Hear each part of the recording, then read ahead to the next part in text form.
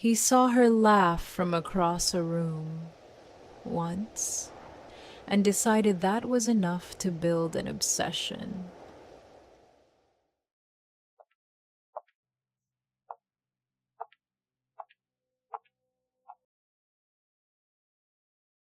Welcome back to Karma Quietly Whispers, my loves. This is your place for spooky, creepy, and scary stories. My name is Elara, and I am your whisperer. Tonight, please join me as we journey together. I'm sure you will enjoy what is to come. So, let us begin.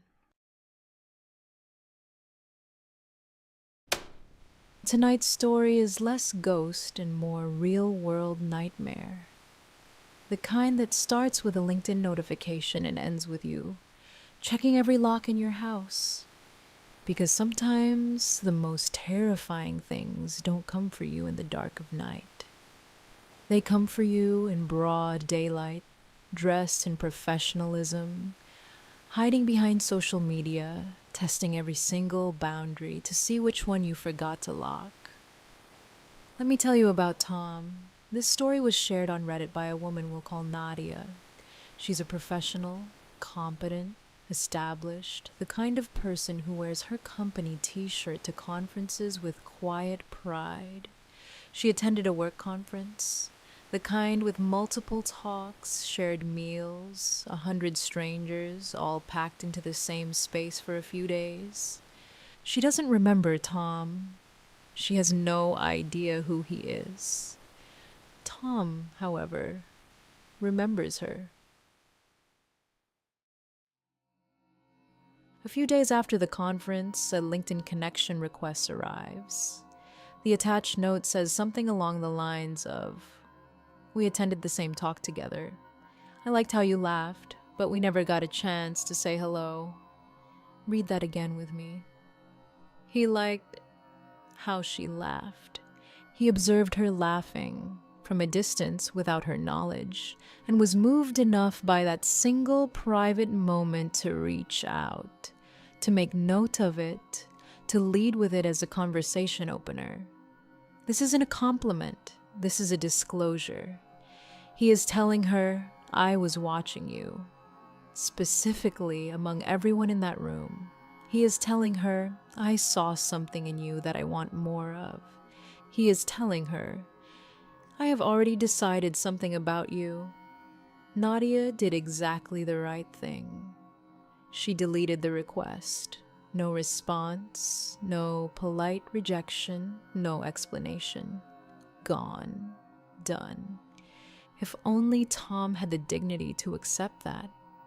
2 days later, Nadia receives an email from Julia, an old high school friend she hasn't heard from in years.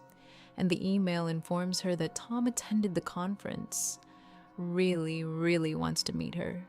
And, oh, by the way, Tom is CC'd on this email. He can see everything. Julia, without asking, gave Nadia's private email address to a man Nadia has never met. A man who already tried to reach her once and was ignored. He didn't stop. He escalated. When Nadia politely explained to Julia, without Tom and CC, that she doesn't add strangers to her network and wasn't comfortable with her email being shared, Julia apologized. Fine. But Tom had already moved. He sent connection requests to Nadia's other social media accounts, the private ones, for family, for close friends. He found them all. She declined every request. She removed him from the followers of her public work account. And here is where Tom's behavior crossed from unsettling into genuinely sinister territory.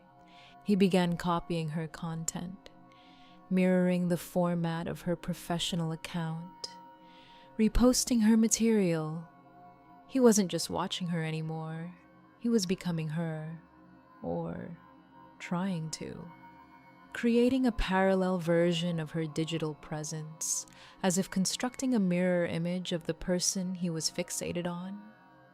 I've thought about this a lot. And I want you to understand what that behavior signals.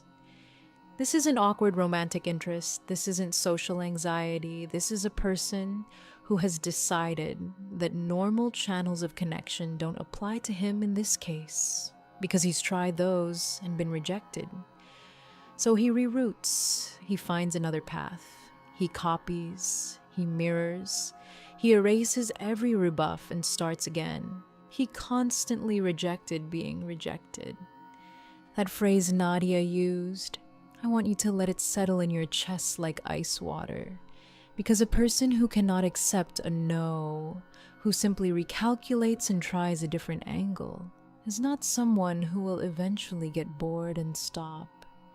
They are someone who is escalating on a timeline you can't see. She blocked him.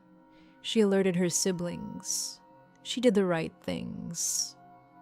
But she also noted, chillingly, that blocking someone on a public account doesn't prevent them from viewing it in a private window. He could still see her. She just couldn't see him seeing her. That's the particular horror of digital stalking. It's asymmetrical. The person watching you can make themselves invisible while you continue to live your life in partial view, never quite knowing whether you're alone or observed.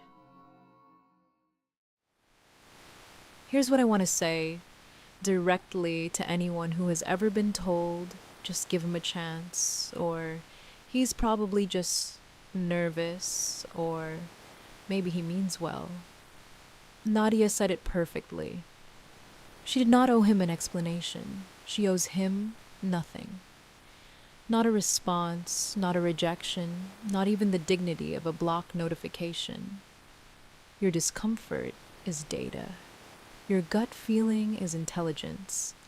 And a person who escalates after every polite rejection, who recruits your mutual connections, who mirrors your identity, who finds every private account, is not someone who will be satisfied with getting to know you. They are someone who is building something in your absence, and you don't want to find out what. If this ever happens to you, document everything. Screenshots, dates, the whole thread. Tell people you trust so there are witnesses. Do not engage directly. Report to the platform, report to HR if it's a professional context, and if behavior continues or escalates into physical proximity, report to the police. A paper trail is everything.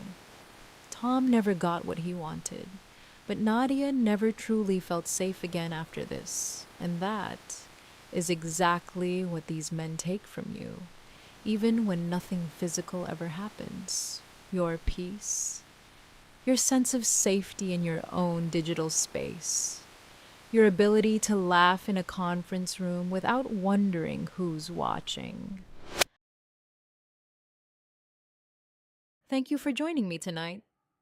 My name is Elara, and I am your whisperer. I'll be here, waiting for you next time.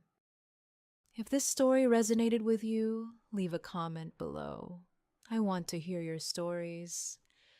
Like and subscribe if you enjoyed this story and want to hear more. This has been Karma Quietly Whispers. See you soon.